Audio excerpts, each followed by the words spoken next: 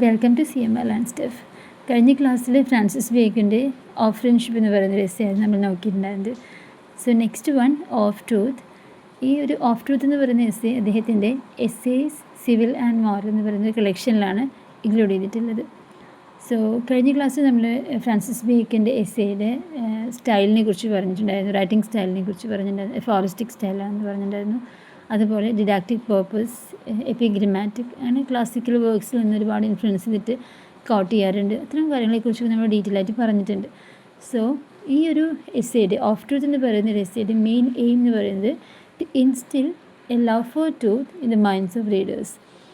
അതായത് വായനക്കാരുടെ മനസ്സിൽ സത്യം പറയുക എന്നുള്ളതിനെ സ്നേഹിക്കേണ്ടതിൻ്റെ ആവശ്യകത അത് മനസ്സിലാക്കി കൊടുക്കുക എന്നുള്ളതാണ് ഓഫ് ട്രൂത്ത് എന്ന് പറയുന്ന എസ്സേയുടെ മെയിൻ എയിം എന്ന് പറയുന്നത്.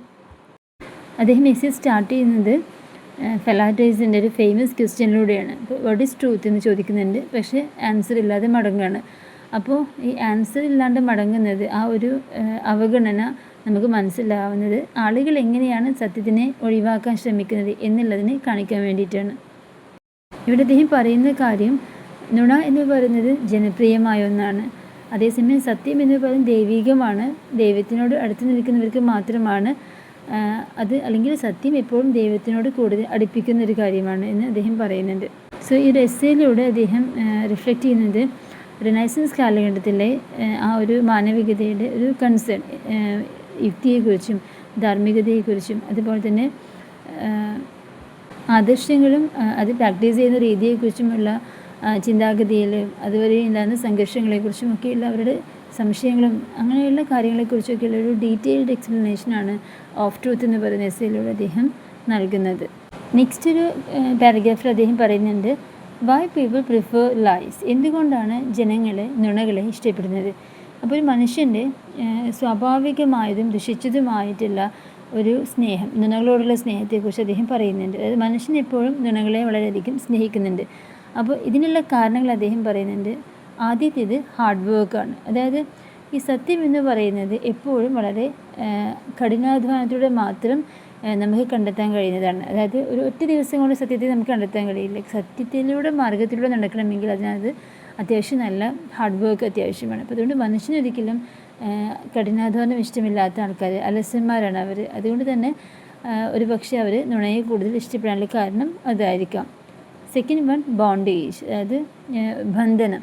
ഒരിക്കൽ നമുക്ക് ലഭിച്ചു കഴിഞ്ഞാൽ സ്വാതന്ത്ര്യം നമ്മളെ വെട്ടിക്കുറക്കും. അതായത് നമുക്ക് സത്യം മനസ്സിലാക്കി കഴിഞ്ഞാൽ നമുക്ക് ആവശ്യമില്ലാത്ത ഫ്രീഡങ്ങൾ അതില്ലാതെയാക്കും. ശരിയല്ലേ? ഇപ്പോൾ നമുക്ക് പരിധികൾ നമ്മൾ നിശ്ചയിക്കും. സ്വാഭാവികമായിട്ടും ആ പരിധികളെ ജനങ്ങൾ ഇഷ്ടപ്പെടുന്നില്ല, വീണ്ടും അവർ തെറ്റിലേക്ക് തന്നെ പോവുകയാണ്. അപ്പോൾ ആദ്യം പറഞ്ഞത് ഹാർഡ് വർക്കാണ്. സത്യം എന്ന് പറയുന്നത് അത്ര സിമ്പിളായൊരു കാര്യമല്ല. നമുക്ക് നമ്മളുടെ മാനസികമായും നമ്മുടെ ചിന്താഗതിയിലും ഒക്കെ ഒരുപാട് ഹാർഡ് വർക്ക് ചെയ്തിട്ട് മാത്രമേ നമുക്ക് അതിലേക്ക് എത്തിച്ചേരാൻ കഴിയുള്ളൂ. ഈ അധ്വാനം ആർക്കിഷ്ടമില്ല, ജനങ്ങൾക്കിഷ്ടമില്ല. സ്വാഭാവികമായിട്ടും അവർ നുണകളെ സ്നേഹിക്കുന്നുണ്ട്, സത്യത്തിനെ പിന്തുടരുന്നില്ല. അതുപോലെ തന്നെ രണ്ടാമത്തെ ബോണ്ടേജ്, ഇതൊരു ബന്ധനമാണ്. നമ്മൾക്ക് ആ സത്യം പറയും, സത്യത്തിലൂടെ മാത്രമേ നടക്കുകയുള്ളൂ നമ്മൾ ചിന്തിച്ചു കഴിഞ്ഞാൽ നമ്മളെ പല കാര്യങ്ങളിലും നമ്മളത് ബന്ധനത്തിലാക്കുന്നുണ്ട്. അതായത് നമ്മളുടെ സ്വാതന്ത്ര്യം അത് വെട്ടിക്കുറക്കുകയാണ് ചെയ്യുന്നത്. ശരിയല്ലേ? നമ്മളൊരു കാര്യം സത്യമായി ചിന്തിച്ചു കഴിഞ്ഞാൽ ഇനി തെറ്റിലേക്ക് പോവില്ല എന്ന് പറഞ്ഞു കഴിഞ്ഞാൽ നമ്മളവിടെ ഒരു ബന്ധനത്തിലായി. അപ്പോൾ അതും ജനങ്ങൾക്ക് ഇഷ്ടമല്ല. അവർക്ക് എപ്പോഴും മറ്റുള്ള തെറ്റുകളിലേക്കും മറ്റുള്ള ആളുകളെക്കുറിച്ച് പറയാനും ഒക്കെ ആയിരിക്കും കൂടുതൽ ഇഷ്ടം ഉണ്ടാവുക. ദെൻ തേർഡ് വൺ ആനന്ദം, പ്ലഷർ. അതായത് ഈ നുണ പറയുക എന്ന് പറയുന്നത് വളരെയധികം രസകരമാണ്. മറ്റുള്ളവരെക്കുറിച്ച് ആവശ്യമില്ലാത്തത് പറയുക, അതിൽ സ്വയം സന്തോഷം കണ്ടെത്തുക, അതൊക്കെ ചില ആളുകൾക്ക് ഭയങ്കര ഇഷ്ടമായിരിക്കും. അപ്പോൾ ഇവിടെ അദ്ദേഹം പറയുന്നുണ്ട്, സത്യം എന്ന് പറയുന്നത് ഒരു വിശാലമായ പകൽ വെളിച്ചം പോലെയാണ്. കാര്യങ്ങളത് ഉള്ളതുപോലെ കാണിക്കുന്നുണ്ട്, ഒരു മുത്ത് പോലെയാണിത്. അതേസമയം അസത്യം എന്ന് പറയുന്നത് ഒരു മെഴുകുതിരി വെളിച്ചം പോലെയാണ്. അത് നമ്മൾ കൃത്രിമമായിട്ടുണ്ടാക്കുന്നതല്ലേ, അതില്ലെങ്കിൽ ഇരുട്ടാണ്. ഇപ്പോൾ കൂടുതൽ തിളക്കമുള്ളതാണ് ഒരു വജ്രം പോലെ, അതേസമയം വ്യാജമാണ്. അപ്പോൾ അതുകൊണ്ട് തന്നെ എല്ലാവർക്കും നുണകളെയാണ് കൂടുതൽ ഇഷ്ടം. സത്യങ്ങൾ നുണ പറയുക എന്ന് പറയുന്നത്, അതുമായി ബന്ധപ്പെട്ട കാര്യങ്ങളൊക്കെ പറയുന്നത് എപ്പോഴും സ്വയം ഒരുപാട് സന്തോഷം ഉണ്ടാക്കുന്നുണ്ട് എന്ന് അവർ വിശ്വസിക്കുന്നുണ്ട്. ഇനി ഇതിനകത്ത് ഈ ഒരു പാരഗ്രാഫിൻ്റെ ലാസ്റ്റിൽ അദ്ദേഹം പറയുന്നൊരു കാര്യം, ഒരു മനുഷ്യൻ എപ്പോഴും നമ്മളെക്കുറിച്ച് ഉയർന്നു ചിന്തിക്കും. ഇപ്പം ഞാനാണെങ്കിൽ എനിക്കൊരുപാട് കഴിവുകളുണ്ട്, അല്ലെങ്കിൽ എനിക്കൊരുപാട് ഗുണങ്ങളുണ്ട് എന്നൊക്കെ ഞാൻ സ്വയം ചിന്തിക്കുമ്പോൾ എനിക്കതിൽ ഭയങ്കര സന്തോഷമുണ്ടായിരിക്കും. അതേസമയം എനിക്ക് ഒരു ഗുണവുമില്ല അല്ലെങ്കിൽ എനിക്കൊന്നുമില്ല എന്ന് ഞാൻ ചിന്തിക്കുന്ന സമയത്ത് എനിക്ക് വല്ല ആനന്ദമൊന്നുമില്ല. അപ്പോൾ ഇവിടെ പറയുന്നത് എന്താണെന്ന് വെച്ച് കഴിഞ്ഞാൽ, ഈ എനിക്ക് ഏറ്റവും കൂടുതൽ ഗുണങ്ങളുണ്ട് എന്ന് ചിന്തിക്കുന്ന സമയത്ത് അത് ഇല്ലാത്ത ഒരാൾ അതിനെക്കുറിച്ച് ചിന്തിക്കുകയാണെങ്കിൽ അത് നുണയാണ്. അത് ഏതുപോലെയാണ്, നമ്മൾ വളരെ പ്യുവർ ആയിട്ടുള്ള ഒരു ഗോൾഡിൽ ചെമ്പ് ചേർക്കുന്നത് പോലെയാണ്. അപ്പോൾ അങ്ങനെ ചെമ്പ് ചേർത്തുണ്ടാക്കി കഴിഞ്ഞാൽ ഒരുപാട് കാലം അതിങ്ങനെ നിന്ന് പോകും, അതായത് പൊട്ടാതെയൊക്കെ ഒരുപാട് കാലം ഇങ്ങനെ നിന്ന് പോകും. പക്ഷേ സ്വർണ്ണത്തെ അശുദ്ധമാക്കുകയല്ലേ ചെയ്തിട്ടുള്ളത്. അതേപോലെ മനുഷ്യന് നമ്മളെക്കുറിച്ച് ഇങ്ങനെ നമുക്കൊരുപാട് ഗുണങ്ങളുണ്ട് എന്ന് ചിന്തിക്കുന്ന സമയത്ത് നമുക്ക് ഒരുപാട് സന്തോഷമുണ്ട്. അത് ഇല്ലാത്ത ഒരാളാണ് ചിന്തിക്കുന്നതെങ്കിൽ സത്യത്തിൽ അത് നുണയാണ്. പക്ഷെ ആ നുണയില്ലെങ്കിൽ അയാൾ വിഷാദമായി പോകും. പക്ഷെ ആ സത്യം എന്ന് പറയുന്നത്, ആ ചിന്തിക്കുന്ന ആ രീതി എന്ന് പറയുന്നത് ഒരു ഗോൾഡിൽ നമ്മൾ വേറൊരു ഏതെങ്കിലും ഒരു സംഭവം ആഡ് ചെയ്യുന്നത് പോലെയാണ്, അതിൻ്റെ പരിശുദ്ധി ഇല്ലാതാക്കുന്നത് പോലെയാണ് എന്ന് അദ്ദേഹം പറയുന്നുണ്ട്. നെക്സ്റ്റ് അദ്ദേഹം പറയുന്നത് സത്യവും അസത്യവും തമ്മിലുള്ള ഡിഫറൻസ്, അതിൻ്റെ സ്വഭാവത്തിൽ വരുന്ന മാറ്റങ്ങൾ. നമ്മൾ നേരത്തെ പറഞ്ഞതുപോലെ സത്യം എന്ന് പറയുന്നത് ദൈവത്തിൽ നിന്ന് വരുന്നത് ആത്മീയമായൊരു പ്രകാശമാണ്. പക്ഷെ നുണകൾ അങ്ങനെയല്ല, അത് തെറ്റായ ഒരു കാര്യമാണ്. നമുക്ക് ആവശ്യമില്ലാത്ത സന്തോഷങ്ങൾ ആ ഒരു നിമിഷം ഉണ്ടാക്കുന്നുണ്ട് എന്നതൊഴിച്ച് നുണ പറയുന്ന ആൾക്കാർ എപ്പോഴും വളരെ മോശം ആൾക്കാരാണ് എന്ന് തന്നെയാണ് അദ്ദേഹത്തിൻ്റെ അഭിപ്രായം. നെക്സ്റ്റ് അദ്ദേഹം നുണ പറയുന്നവരെ കാലുകൊണ്ട് നടക്കാൻ കഴിയാത്ത വയറുകൊണ്ട് ഇഴയുന്ന ഒരു സ്നേക്കുമായിട്ട് കമ്പയർ ചെയ്യുന്നുണ്ട്. അതുമാത്രമല്ല, എല്ലാ നുണയന്മാരും ദൈവത്തിനോട് വളരെ ധീരനും അതുപോലെ മനുഷ്യനോട് ഭീരുവുമായിരിക്കും. അതായത് ദൈവത്തിനോട് ധീരൻ എന്ന് പറഞ്ഞു കഴിഞ്ഞാൽ ദൈവത്തെ പേടിയില്ലാത്തൊരാൾ. നമ്മളെല്ലാവരും സത്യം ചെയ്യണം അല്ലെങ്കിൽ സത്യത്തിൻ്റെ മാർഗത്തിലൂടെ നടക്കണം എന്നൊക്കെ പറയുന്നത് ദൈവത്തിനോടുള്ള ഇഷ്ടം കൊണ്ടാണ്, അല്ലെങ്കിൽ ദൈവത്തെ നമ്മൾ അറിയുന്നത് കൊണ്ടാണ്. അത് ഓരോരുത്തരുടെ വിശ്വാസം അതുമായി ബന്ധപ്പെട്ടുള്ള കാര്യമാണ്. അപ്പോൾ മനുഷ്യന് ദൈവത്തിന് ഏറ്റവും കൂടുതൽ അംഗീകരിക്കുന്ന ദൈവവിശ്വാസത്തിൽ നടക്കുന്ന ഒരാൾക്ക് ദൈവത്തിനോട് അങ്ങനെ നിന്ന് കാണിക്കാൻ കഴിയില്ല. അപ്പോൾ അങ്ങനെ കാണിക്കാൻ കഴിയുന്ന ഒരാളാണ് നുണയന്മാർ. അതുകൊണ്ടാണ് ദൈവത്തിൻ്റെ മുമ്പിൽ അവർ ധീരനാണെന്ന് പറയുന്നത്. എന്നാൽ മനുഷ്യനോട് ഭീരുവാണ്. മനുഷ്യൻ്റെ മുമ്പിൽ സത്യം പറയാനുള്ള ധൈര്യമില്ലാത്തത് കൊണ്ട് ഈ നുണയന്മാർ മനുഷ്യരുടെ മുമ്പിൽ ഭീരുവുമാണെന്ന് അദ്ദേഹം പറയുന്നു. അതായത് ചുരുക്കി പറഞ്ഞു കഴിഞ്ഞാൽ ലോകത്തെ ഫേസ് ചെയ്യാനുള്ള ധൈര്യം ഈ നുണയന്മാർക്കില്ല. അതുകൊണ്ടാണ് അവർ ഈ ജനങ്ങളുടെ മുമ്പിൽ എപ്പോഴും സത്യം പറയാൻ ഭയപ്പെടുന്നതും അവർ ഭീതികളായി മാറുന്നതും. എന്നാൽ ദൈവിക വിദ്യയെക്കുറിച്ച് ബോധമില്ലാത്തതുകൊണ്ടാണല്ലോ ദൈവത്തിൻ്റെ മുമ്പിൽ അവർ ധീരന്മാരാവുന്നത്. അവരുടെ ഒരു അഭിപ്രായത്തിൽ നുണകൾ എപ്പോഴും അവർക്ക് ഒരുപാട് ഫ്രീഡം നൽകുന്നുണ്ട് എന്നാണ്. ഇതൊരു കുറ്റബോധം നിറഞ്ഞൊരു കാര്യം തന്നെയാണ്. കുറേ തെറ്റ് ചെയ്യുന്നതും കുറേ നുണ പറയുന്നതും അതുവഴി ഒരുപാട് ആളുകൾക്ക് ബുദ്ധിമുട്ടുണ്ടാക്കുന്നതും തീർച്ചയായിട്ടും ഒരു കുറ്റബോധം നിറഞ്ഞൊരു കാര്യം തന്നെയാണ്. സത്യം പക്ഷെ അങ്ങനെയല്ല. സത്യം എപ്പോഴും നമുക്ക് ബന്ധനങ്ങൾ നൽകുന്നുണ്ട്. പക്ഷേ അത് ദൈവികമാണ്. ബന്ധനം നൽകുന്നത് പറഞ്ഞ് ആവശ്യമില്ലാത്തതിലേക്ക് പോവരുത് എന്ന് പറഞ്ഞ് നമ്മളവിടെ മാറ്റി നിർത്തുന്നുണ്ട്. ഇവിടെ നമുക്ക് മനസ്സിലാവുന്ന ഒരു കാര്യം, ഫ്രാൻസിസ് ബേക്കൻ്റെ ധാർമ്മികമായ വിശ്വാസങ്ങളും ധാർമ്മികമായ അദ്ദേഹത്തിൻ്റെ ഉത്തരവാദിത്വവും അദ്ദേഹം എത്രമാത്രം ശ്രദ്ധാലുവാണ് എന്ന് നമുക്ക് മനസ്സിലാക്കാൻ പറ്റും. അപ്പോൾ അവിടെ പറയുന്നുണ്ട്, സത്യം തന്നെയാണ് ഏറ്റവും നല്ല നന്മ. സത്യത്തെ അന്വേഷിക്കുമ്പോഴും സത്യത്തിനോടുള്ള ജ്ഞാനം നമ്മൾ വർദ്ധിപ്പിക്കുമ്പോഴും ആ വിശ്വാസം നമ്മൾ കൂട്ടുമ്പോഴും ഒക്കെ ഇതെല്ലാം ഒരു മനുഷ്യൻ്റെ പ്രധാനപ്പെട്ട 3 ലക്ഷ്യങ്ങളാവണം. ഇത് ഫ്രാൻസിസ് ബേക്കൻ്റെ ഒരു എക്സ്പീരിയൻസുമായിട്ട് കണക്ട് ചെയ്തിട്ടാണ് പറയുന്നത്. അപ്പോൾ സത്യമെന്ന് പറയുന്നത് വളരെ യുക്തിയിലൂടെയും നമ്മുടെ എക്സ്പീരിയൻസിലൂടെയൊക്കെ നമ്മൾ നേടുകയും അറിയുകയും അതിനനുസരിച്ച് വിശ്വസിക്കുകയും ജീവിക്കുകയും ഒക്കെ വേണമെന്നാണ് അദ്ദേഹത്തിൻ്റെ അഭിപ്രായം. നെക്സ്റ്റ് നോക്കുന്നത് ഇതിനകത്തുള്ള ക്യാരക്ടേഴ്സിനെയാണ്, ക്യാരക്ടർ ടൈപ്സിനെയാണ്. അതായത് ഇപ്പോൾ ഇതൊരു ഡ്രാമയോ നോവലോ ഒന്നും അല്ല ഒരു നമ്മുടെ കഥാപാത്രത്തെ എടുത്തു പറയാൻ. പക്ഷേ ഈ ഒരു എസ്സേക്കകത്ത് അദ്ദേഹം ഉൾപ്പെടുത്തിയിരിക്കുന്ന ഡിഫറെൻറ്റ് ടൈപ്സ് ഓഫ് ക്യാരക്ടേഴ്സ് ഉണ്ടാവുമല്ലോ, അവരെ കുറിച്ചാണ് നമ്മൾ പറയുന്നത്. ആദ്യം ഫെലാറ്റേഴ്സിനെ കുറിച്ച് പറഞ്ഞു. ആദ്യം നമ്മൾ പറഞ്ഞിട്ടുണ്ടല്ലോ വാട്ട് ഈസ് ട്രൂത്ത് എന്ന് ചോദിച്ചു കഴിഞ്ഞപ്പോൾ ആൻസറിനെ കാത്തു നിൽക്കാതെ പോയ ആ ഒരു ഭാഗത്ത് എങ്ങനെയാണ് സത്യത്തെ നമ്മൾ അവഗണിക്കുന്നത് എന്നുള്ളത് മനസ്സിലാക്കാൻ കഴിയുന്നത് ആ ഒരു ക്യാരക്ടറിലൂടെയാണ്. ദെൻ അത് കഴിഞ്ഞിട്ട് സാധാരണ മനുഷ്യർ എപ്പോഴും കഠിനാധ്വാനം ഒന്നും ഇഷ്ടപ്പെടുന്നില്ല, ഹാർഡ് വർക്ക് ഇഷ്ടപ്പെടുന്നില്ല. എപ്പോഴും അവർക്ക് ഫ്രീഡമാണ് ആവശ്യമുള്ളത്. അപ്പോൾ സത്യം എന്ന് പറയുന്നത് കുറച്ച് ഹാർഡ് വർക്കിലൂടെ മാത്രമേ നമുക്ക് നേടിയെടുക്കാൻ കഴിയുള്ളൂ. അപ്പോൾ അതുകൊണ്ട് അവരെപ്പോഴും സുഖകരമായ നുണകളെയാണ് ഇഷ്ടപ്പെടുന്നത്. അടുത്തത് മുഖസ്തുതി പറയുന്ന ആൾക്കാർ. അപ്പോൾ സാമൂഹികമായ ഒരു സൗകര്യത്തിന് വേണ്ടി, അതായത് മനുഷ്യർക്കിടയിൽ ജീവിച്ചു പോകാൻ വേണ്ടിയിട്ട് അവരുടെ സൗകര്യങ്ങൾക്കനുസരിച്ച് അവർ സത്യത്തിൽ നുണകൾ ചേർത്ത് സംസാരിക്കുന്നുണ്ട്. അപ്പോൾ ആ ഒരു മൊമെൻറ്റിൽ മാത്രം അവർക്കൊരു പക്ഷേ ഒരു സമാധാനം ഉണ്ടായിരിക്കും. പക്ഷേ ഈ പറയുന്ന നുണകളെല്ലാം ഏതുപോലെയാണ്, ഒരു ഗോൾഡിൽ ഒരു സ്വർണ്ണത്തിൽ നമ്മൾ ഏതെങ്കിലും ഒരു ലോഹസങ്കരം ചേർത്തിട്ട് അത് അശുദ്ധമാക്കുന്നത് പോലെയാണ്. പിന്നെ ഒരു കമ്പാരിസൺ വന്നിട്ടുള്ളത് നുണയന്മാരെന്ന് പറയുന്നത് കാലുകൊണ്ട് നടക്കാത്ത വയറുകൊണ്ട് നടക്കുന്ന ഒരു പാമ്പിനെ പോലെയാണ് എന്നും, അതുപോലെ നുണയന്മാർ ദൈവത്തിൻ്റെ മുമ്പിൽ വളരെ ധൈര്യശാലികളും അതുപോലെ മനുഷ്യരുടെ മുമ്പിൽ വളരെ ഭീരുക്കളുമാണ് എന്ന് അദ്ദേഹം പറയുന്നുണ്ട്. പിന്നീട് അദ്ദേഹം പറയുന്നുണ്ട് ട്രൂത്ത് സീക്കർ, സത്യാന്വേഷി എന്ന് പറയുന്നുണ്ട്. അതായത് സത്യത്തെ അന്വേഷിക്കാൻ, അറിയാൻ, വിശ്വസിക്കാനൊക്കെ ഒരുപാട് അധ്വാനിക്കുന്ന ഒരാൾ. അതായത് എന്ത് കഷ്ടപ്പെട്ടിട്ടാണെങ്കിലും സത്യം മാത്രമേ പറയൂ എന്ന് വിശ്വസിക്കുന്ന ആൾക്കാർ. അപ്പോൾ അതിലൂടെ തീർച്ചയായിട്ടും അവർക്ക് നന്മയും ദൈവത്തിനോടുള്ള ഒരു അടുപ്പവും ഒക്കെ അവർക്ക് നേടിയെടുക്കാൻ കഴിയും. ഏറ്റവും അവസാനം അദ്ദേഹം ബേക്കണിൽ തന്നെയാണ് പറയുന്നത്, നമുക്ക് വായനക്കാർക്ക് മനസ്സിലാവും ഫ്രാൻസിസ് ബേക്കൻ്റെ ധാർമ്മികമായ മൂല്യങ്ങളും വിശ്വാസങ്ങളും എടുത്ത് കാണിക്കുന്ന കുറച്ച് ലൈൻസാണ് ഏറ്റവും ലാസ്റ്റ് പറയുന്നത്.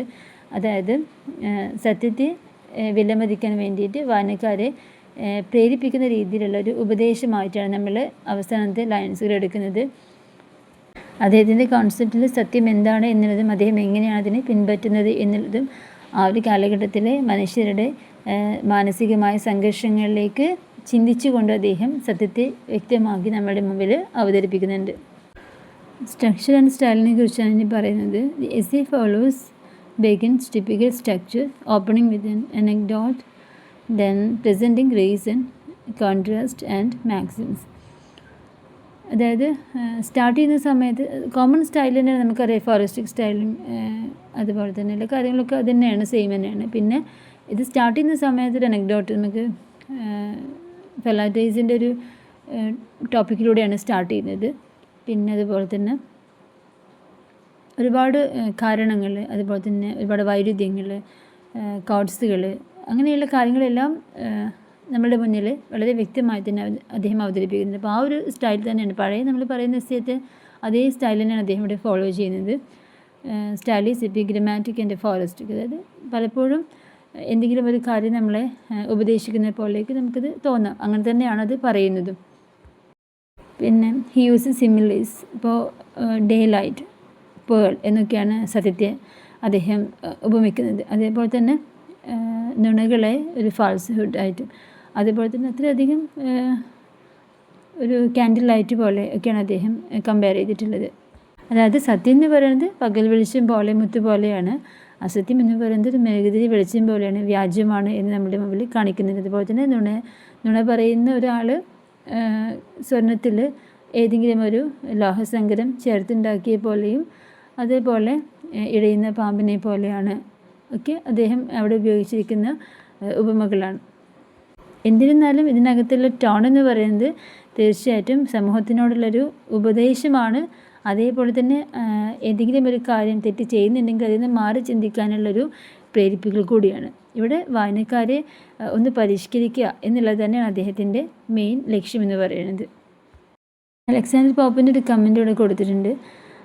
Alexander Pope later called Bacon the wisest, brightest and meanest of mankind എന്ന് പറഞ്ഞിട്ടുണ്ട്. അതായത് മനുഷ്യരിൽ ഏറ്റവും ബുദ്ധിമാനാണ്, ജ്ഞാനിയാണ്, തിളക്കമുള്ള ഒരാൾ തന്നെയാണ്, പക്ഷേ മറ്റ് ചില അഭിലാഷങ്ങൾ വളരെ നീചനാണ് എന്ന് പറഞ്ഞിട്ടുണ്ട്. അപ്പോൾ എന്നിരുന്നാലും ഏറ്റവും ചുരുക്കത്തിൽ പറയുകയാണെങ്കിൽ സമൂഹത്തിൻ്റെ മുന്നിൽ സത്യത്തിനെയും നുണയെയും വേർതിരിച്ച് കാണിച്ചു കൊടുക്കുന്നുണ്ട്. അതുവഴി ഏതെങ്കിലും ആളുകൾ അതുമായി ഫോളോ ചെയ്ത് പോകുന്നവരുണ്ടെങ്കിൽ അവരെ പരിഷ്കരിക്കുക എന്നുള്ളത് കൂടി തന്നെയാണ് ഇദ്ദേഹത്തിൻ്റെ ഉദ്ദേശം. ക്രിട്ടിക്കൽ അനാലിസിസിലേക്ക് പോകുന്ന സമയത്ത് of truth reveals Bacon's empiricism and moral philosophy. അതായത് ഫ്രാൻസിസ് ബേക്കൻ്റെ അനുഭവം, എക്സ്പീരിയൻസും അതുപോലെ അദ്ദേഹത്തിൻ്റെ ധാർമ്മികമായ തത്വചിന്തകളും ഫിലോസഫിയും ഒക്കെയാണ് ഇതിനകത്ത് ഉദ്ദേശിക്കുന്നത്. അപ്പോൾ സത്യം എന്ന് പറയുന്നത് ഒരിക്കലും ഒരു ജസ്റ്റ് ഒരു അബ്സ്ട്രാക്റ്റ് അല്ല, അത് പ്രാക്ടിക്കലാണ്. അതിന് പ്രായോഗികമായും ആത്മീയമായിട്ടുള്ളൊരു മൂല്യമുണ്ട് എന്ന് അദ്ദേഹം കാണിക്കുന്നുണ്ട്. Then the essay expresses human psychology. അതായത് നമുക്ക് സ്ഥിരമായിട്ട് വേണ്ടത് യാഥാർത്ഥ്യങ്ങളാണ്. അപ്പോൾ പക്ഷേ ഈ യാഥാർത്ഥ്യങ്ങളെക്കാൾ കൂടുതൽ ആളുകൾ പോകുന്നത് കേൾക്കാൻ സുഖമുള്ള മിഥ്യാധാരണകളാണ്. ആ ഒരു മനുഷ്യൻ്റെ മനഃശാസ്ത്രം, അതിനെക്കുറിച്ചാണ് അദ്ദേഹം പറയുന്നത്. എസ്സേയുടെ ടോട്ടൽ സ്ട്രെങ്ത് എന്ന് പറയുന്നത് ഒരുപാട് കാലം പ്രസക്തിയുള്ളൊരു വിഷയമാണ് അദ്ദേഹം അവതരിപ്പിച്ചിട്ടുള്ളത്. സത്യവും അതുപോലെ തന്നെ എപ്പോഴും കേൾക്കാൻ ഇഷ്ടമുള്ള നുണകളും ഒക്കെ തമ്മിലുള്ളൊരു കോൺട്രാസ്റ്റ്, അല്ലെങ്കിൽ അത് തമ്മിലുള്ളൊരു കോംപ്ലക്സ് ആയിട്ടുള്ള കുറേ കാര്യങ്ങൾ, അത് ഏത് രീതിയിലും ഒരു വ്യക്തി ജീവിതത്തിൽ നിലനിൽക്കുന്ന കാര്യമാണ്. അപ്പോൾ ഒരുപാട് കാലം പ്രസക്തിയുള്ളൊരു വിഷയം തന്നെയാണ് അദ്ദേഹം ഇവിടെ അവതരിപ്പിച്ചിട്ടുള്ളത്. ഇനി എസ്സേയുടെ ഒരു വീക്ക്നെസ് എന്ന് പറയുന്നത്, ഇപ്പോൾ ചില ആളുകൾ വിശ്വസിക്കുകയാണ് സത്യം കൊണ്ട് മാത്രം ജീവിതം മുന്നോട്ട് കൊണ്ടുപോകാൻ പറ്റില്ല, ചില സമയത്ത് സമൂഹം നിലനിൽക്കണമെങ്കിൽ നുണകൾ കൂടി ആവശ്യമാണ് എന്ന് ചിന്തിക്കുന്ന ഒരു സമൂഹമാണെങ്കിൽ അങ്ങനെയുള്ള ആളുകൾക്ക് ഒരു പക്ഷേ എസ്സേ അങ്ങോട്ട് ഉൾക്കൊള്ളാൻ കഴിയില്ല. അപ്പോൾ ഇത്രയും കാര്യങ്ങളാണ് ഫ്രാൻസിസ് ബേക്കൻ്റെ ഓഫ് ട്രൂത്ത് എന്ന് പറയുന്ന എസ്സേയിൽ പറയുന്നത്. അപ്പോൾ എക്സാമിന് ക്വസ്റ്റ്യൻസ് വരുന്ന സമയത്ത് മാക്സിമം നിങ്ങൾ ഇതിനകത്തുള്ള ഏറ്റവും ഇമ്പോർട്ടൻ്റ് ആയിട്ടുള്ള ആളുകൾ അവരുടെ കോട്ട്സുകളൊക്കെ നല്ല രീതിയിൽ തന്നെ കൗട്ട് ചെയ്തിട്ട് എഴുതാൻ ശ്രമിക്കുക. പിന്നെ ജനറലായിട്ട് നമുക്ക് ഒരുപാട് കാര്യങ്ങൾ എഴുതാൻ കഴിയും, എന്നിരുന്നാലും കോട്ട്സുകളൊക്കെ ഓർത്ത് വെച്ചിട്ട് എഴുതാൻ കഴിയുകയാണെന്നുണ്ടെങ്കിൽ, തെറ്റില്ലാതെ എഴുതാൻ കഴിയുകയാണെങ്കിൽ അത് തീർച്ചയായിട്ടും ഉൾപ്പെടുത്തണം. അറ്റ്ലീസ്റ്റ് 1-2 എങ്കിലും എസ്സേക്കകത്ത് ഉൾപ്പെടുത്താൻ ശ്രമിക്കുക. സ്റ്റാർട്ടിങ്ങിൽ പറയുന്നത് വളരെ ഇമ്പോർട്ടൻ്റ് ആയിരിക്കും. അതുപോലെ കൺക്ലൂഡ് ചെയ്യുന്ന സമയത്ത് അദ്ദേഹം സമൂഹത്തിന് മുന്നിലേക്ക് കൊണ്ടെത്തിക്കുന്നൊരു ടോൺ ഉണ്ടായിരിക്കും, അതും വളരെ ഇമ്പോർട്ടൻ്റ് ആയിരിക്കും. അപ്പോൾ അത്തരം കാര്യങ്ങൾ, അത്തരം കോട്ട്സുകളൊക്കെ സ്കിപ്പ് ചെയ്യാതെ അത് എക്സ്പ്ലെയിൻ ചെയ്യാൻ പഠിച്ചുകൊണ്ടിട്ട് എഴുതാൻ ശ്രമിക്കുക. പിന്നെ നിങ്ങൾ ക്ലാസ് കണ്ടിന്യൂസ് ആയിട്ട് കാണുന്നവരുണ്ടെങ്കിൽ, ഇപ്പോൾ നെക്സ്റ്റ് എക്സാമിനും ഈ എക്സാം കഴിഞ്ഞ് അടുത്ത എക്സാമുകൾക്കൊക്കെ നിങ്ങൾ കറക്റ്റായിട്ട് കാണാൻ ഉദ്ദേശിക്കുന്നുണ്ടെങ്കിൽ സബ്സ്ക്രൈബ് ചെയ്ത് കാണുക. പിന്നെ അതേപോലെ നിങ്ങൾ പോസിറ്റീവാണ് നെഗറ്റീവാണെങ്കിലും അതിനകത്ത് കമൻറ്റ് ചെയ്യുക. അത് കൂടുതൽ ക്ലാസ്സുകൾ ആവശ്യമുള്ള ആളുകളിലേക്ക് എത്താൻ സഹായിക്കും. പിന്നെ എന്തെങ്കിലും ഡൗട്ട്സ് ഉണ്ടെങ്കിൽ നിങ്ങൾക്ക് ചോദിക്കാം. Thank you so much.